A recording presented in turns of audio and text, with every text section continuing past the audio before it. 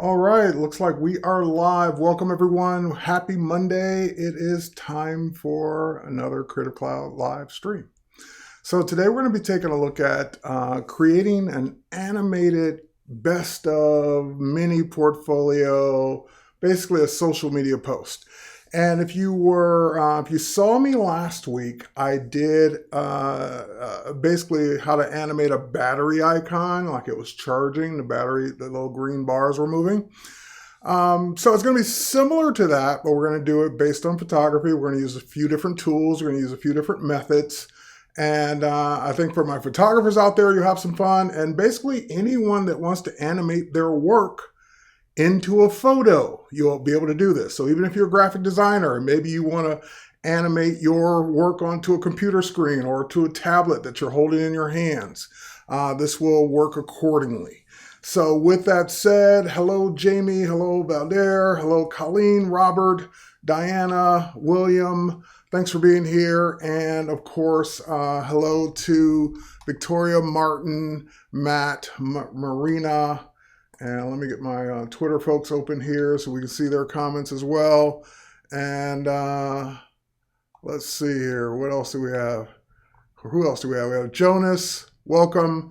And let's go ahead and dive in and get into this topic. So what I'm going to do is I'm going to go ahead and switch over to my computer so you guys can see what I'm going to show you is actually an example that was posted on the Lightroom Twitter. They may have posted it other places, but this is where I saw it first.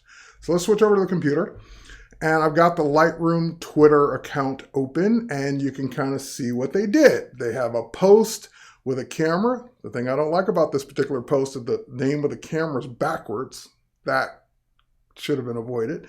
But anyway, aside from that, you just basically got a still photo with the camera, a still photo of the camera with the work being animated inside the lens. So, and then they did it again. They must have caught on. People must have liked that. So if we scroll up the page, we can see that they did it again, this time maybe with a video. So, and this time it's a Nikon camera and everything's facing the right way. It's not backwards, but just the camera lens sitting on, it looks like a table with the images or video animated inside of it. So we're going to do something very similar to that, so you guys can see exactly the steps to do it, so you can go ahead and do it on your own photography, your own images, your own camera lens, your own tablet, whatever it is you want to animate this stuff into. All right, so first we're gonna need a set of images, and we're gonna need the image that we're gonna put it all in. So you're gonna need basically how many ever images you want. Like for example, in this one, it's 1, 2, 3, 4, maybe 5 or 6 different images that are just looping back and forth. It doesn't really matter how many. Yeah, you probably want more than a few. You probably don't want 100. So somewhere less than 100, more than 2. But let's go ahead and I'm going to switch over to Lightroom. Since this was on the Lightroom page, I'm going to show my Lightroom users a tip on how to pick out, not necessarily how to pick out, but how to get their favorite images over into Photoshop in the right way. So I've got a collection of images. This is from a presentation I did on my work last year at Photo Plus Expo in the Nikon Theater. And I just picked some of my favorite images, and I thought, oh, I'll just go to that collection and pick some of my favorite images out of that collection. We're not going to use all of them for this example. So let me start over here on the left. I pick that one. I'm going to hold down my command key, pick that one, not me, this guy, this ballerina, this guy, her, and we'll pick the lighthouse image just to mix it up. And we'll pick the lady in blue, and we'll pick her, and maybe the Egyptian image as well. Okay, that's more than enough. All right, so I have my, oh, wait, before, you know what? Not the Egyptian image, let's pick this guy. All right, so we got enough images. Now what I'm going to do, how many ever you pick, right-click in Lightroom, and you're going to say, edit in. Not edit in Photoshop. That's what you would normally do if you wanted to edit those images, and it would open up each image as a window or a frame. What you want instead is you want to open as layers in Photoshop. So at the very bottom, there's an open in layers command that you can't see. All right, it's off the window here. Let me see if I can make that so you guys can see it better. See if I can come up here higher.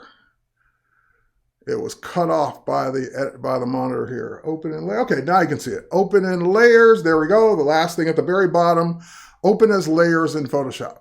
So once I do that, it'll take a few minutes to do it, or a few seconds to do it, because it basically has to collect all of those images and then open them as layers inside of Photoshop to make that happen. And let me go ahead over to Photoshop. Yep, here comes Photoshop. So it was doing it. I had switched it. Let's go back to Photoshop. There we go. And they're all different sizes. So that's okay. That doesn't matter because they're ultimately going to be put into that small lens anyway. So taken over the years, some are higher resolution, more megapixels than others. Some have been edited down to be smaller. So it just really depends. And again, doesn't matter for what we're going to do. Now, they all came in as their respective layers. That saves us a bunch of time. And you're probably saying, well, Terry, what if I'm not using Lightroom? What would I then do? You would basically open up your images, and then you could do this. I think there's a command for it. Hang on. If my memory serves, there's load files into stacks. I thought there might have been this might do it, load files into a stack. This will take all your open windows and load them into one. If not, you would just basically open one image and just keep dragging the other images on top of it. Each one would create a layer. So however you get your layers, however you get all your images into one document, into multiple layers, that's up to you. Lightroom users, it's easy. Right click, open in layers.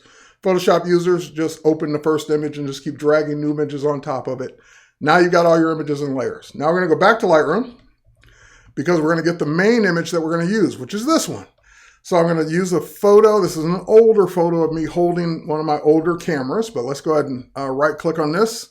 And we're going to say, we're going to choose edit in Photoshop. So this one we're not going to do as layers. We're just going to open it up all by itself. We'll open it up a copy, and there it is. All right. So now a couple things. There's a lot of extra space around the lens. The lens is not the primary, it's the primary thing I'm holding, but there's so much room around this. So we don't want all this room. So what we can do is just go and grab our crop tool. Oh, wrong tool, crop tool, there we go. And we could crop it into a specific shape if you want it. So I could say ratio could be 1:1, like a square. And then we'll just go ahead and crop into this. So, because we don't need all that extra space. Now, I do want some of my eye, not completely cutting my eye off, but that should do it. All right, so now that we've got kind of the lens that we're going to crop into, and this time we'll go ahead and delete those pixels. Yep, done. And again, you could just do it down to the camera. It's really up to you what you want. So now that we've got that, yes, load files in stack. Yes, okay, great. Now that we got that, we need to cut out the glass in the lens so that we'll be able to see through it. And in order to do that, we first got to make this background into a layer. So the easiest way to make the background into a layer is to just simply come over to the layer icon and click on that little lock. So click the lock, now it's turned into a layer. The next thing we'll do is we'll zoom in a little bit. And we'll come in here and we're going to grab the elliptical marquee. You're usually on the rectangular marquee. We're going to grab the elliptical marquee, the round one. And you're going to try and guesstimate where the center is because you're going to hold down two keys. You're going to hold down your Option or Alt. That tells it to make the selection from the center. You're going to hold down your Shift so it's a perfect circle. So again, it may not be exactly in the middle. It's pretty darn close. Could go up a little higher, and then I'm going to let go of the mouse and let go of the keys, and then I can move it around. So if I didn't get it right in the middle, if I was off, just move it to where you think the middle is. I'm going to say right about there is good. Okay, so now that I've done that, I want to cut out that piece in the middle. I don't want to delete the pixels. I just want to mask them. I want to hide those pixels in the middle. Yes, that's about a 4-year younger picture of Terry. That's right. So let's go ahead and hold down the Option or Alt key, and down here on the mask, on the layers icon, we're going to hold down the Option or Alt key and click the mask. That will tell it to put a hole, basically punch a hole in that glass. Now, you might be saying, well, shouldn't some of the glass, like if the images were inside the camera, shouldn't some of that glass show through? We're going to see a way to do that later. All right, so now let's zoom out. We got our image. We're going to go back to the selection tool, the move tool. We're going to click on this layer and we're going to copy it. So edit, copy. Now we're going to go to that image that has all of our portfolio in it. And we're just going to go edit and paste. That will basically paste that layer in, and that layer has a hole in it. So as you move it around, you'll be able to see it.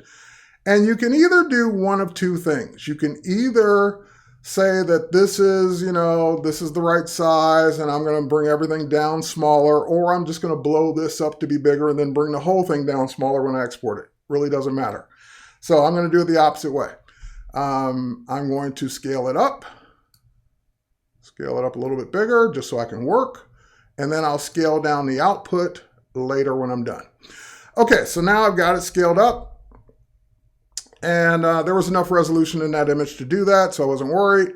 Now we're gonna take all these layers. So we got the layer of the camera on top, all the photos underneath, and we're going to turn this whole thing into a video timeline. To do that, you're gonna go down to your here, let me put me on the other side there. You're going to come down here on the left-hand side. You should see the word timeline, depending on which workspace you're in.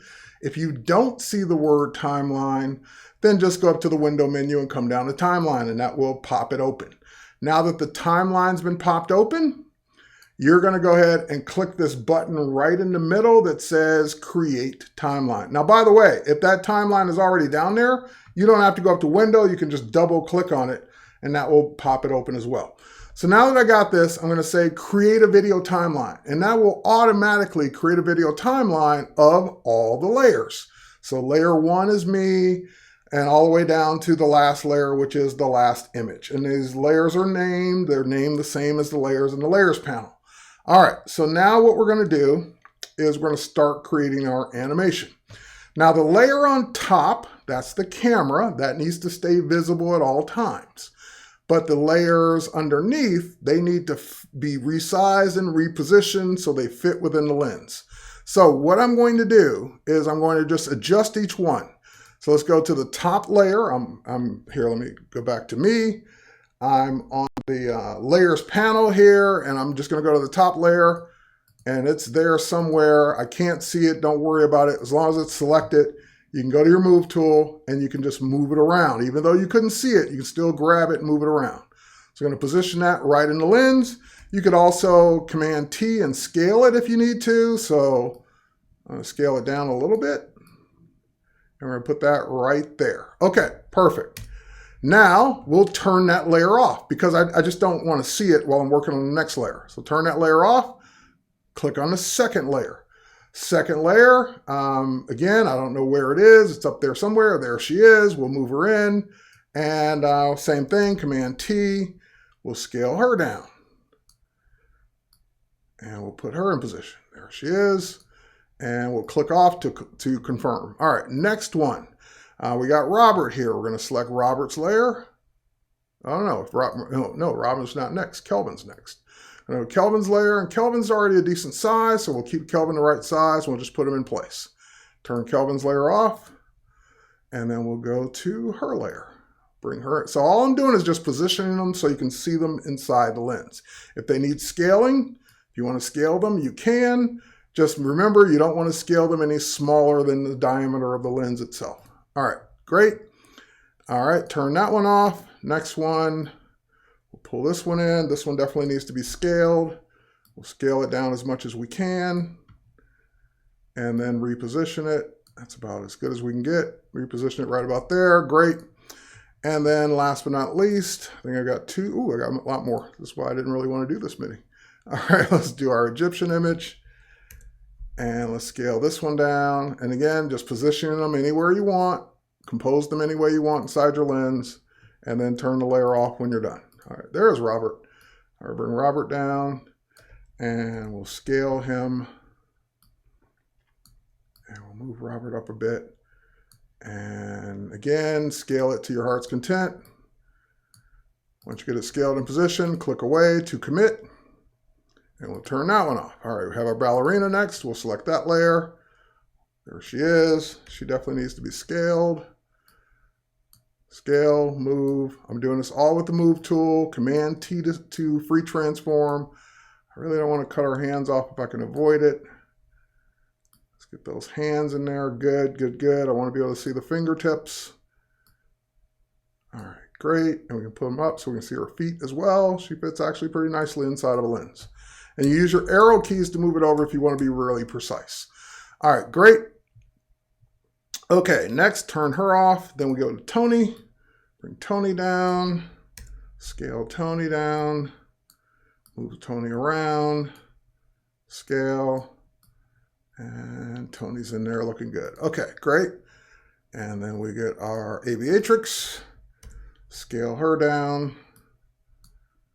And get her in place.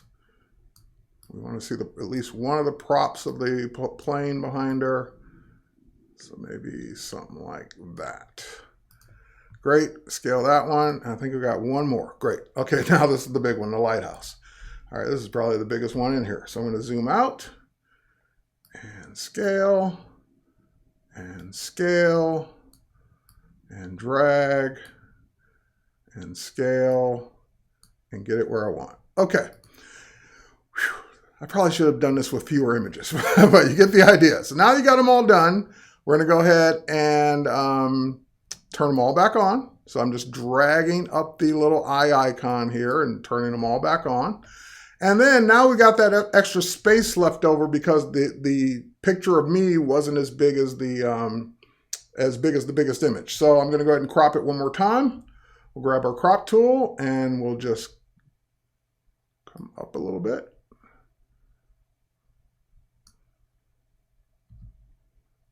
There we go, not that much. There we go, and maybe even over to the right a little bit. There we go, perfect. All right, and we'll go ahead and crop. Okay, perfect. So now we have all of our images. We've got them fitting within the lens. They're all in the timeline as layers. Now comes the time for the animation. So to animate, we're going to go all the way, scroll all the way down to the bottom. So the first image, and by the way, if you wanted to rearrange your layers and put them in a specific order, go ahead and do that now. But I'm just going to keep them in the default order. So now we're going to go to the first image at the very bottom, and we're going to say, okay, that one's going to appear first. Then the one right above it, we're just going to pull that one in from the left-hand side. Am I in your way? Let me get out of your way. We're going to pull that one in from the left-hand side over a few frames. So this is being measured in frames, not seconds. And then we're going to pull the next one over by that many frames. Then we're going to pull the next one over by that many frames. And it kind of snaps, so you're doing it just 1, 2, 3, 4, 5. You can kind of count the frames as you're doing it. And we're just going to keep going up and doing the same thing. So we're creating this staggered look in the timeline. And all that's going to do is just animate those images. All right. And you're going to do them all except the image of you. So the last one. And so if I were to scrub the timeline, this is what it would look like. So the images would just pop into, in the same order as they are stacked, they would just pop into the lens. Now, once it gets here, we want it to repeat. We want it to just start over again, just like we saw on the website. So the next thing I want to do is, I don't need the rest of the frame or the rest of the layer being that long, because then it's just going to sit there for, 10, 15, 20 seconds before it starts over again. So now we're going to shorten all the rest of the layers by that much. So it's going to look crazy until we do them all. That's okay. Yep. Just shorten them all. So they're staggered on the front, on the left side, they're all even on the right side. Great. Oh, I didn't want to move that one. I wanted to stagger it. There we go. Just undo if you make a mistake and do it the way you want. Perfect. All right.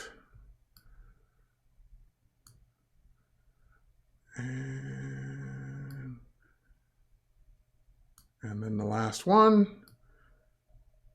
And then we are done. All right, so that's it. So now if we were to hit play, which is right here on the left-hand side, we were to hit play, this is what it would do.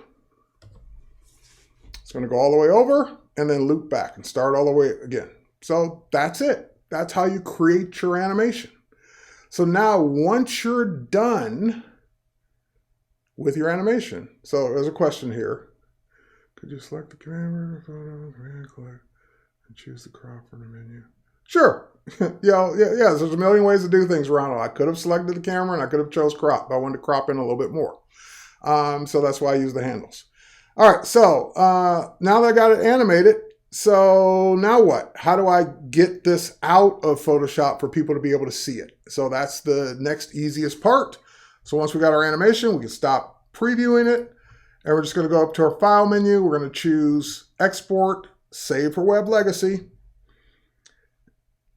Because it's seeing a timeline, it's probably going to automatically propose that it be a GIF. And because this image is so large, it's going to take a few seconds for this to pop up. We're going to scale it down. We'll let it come up. And then once it pops up, we will scale it down. Still coming up. There we go. So see how big it is? All right, we're going to scale this down to no bigger than, let's say, you make it whatever size you want, but I'm going to make it 800 pixels big. So once I tab out of that, it's going to take a few seconds to scale it down. And that's just a finger. So huge image. So basically I'm going to make it 11% of what it was. And that might even still be too big. But let's make it 800 for now. And you can always see the size over here. So if you think 597K is too big in today's world, just keep making it smaller or lessen the quality or whatever you want to do to make it smaller. It's already set to loop forever right here in the dialog box. So now we just choose save and it'll ask us where. So I'm going to save it out to the desktop and I'm going to call it animated port or aniport.gif. Save. Yes, I want to replace the old one. And that's it. So now how can we test it? We're going to go out to the desktop where it exists. We're going to drag it right into Safari, our web browser.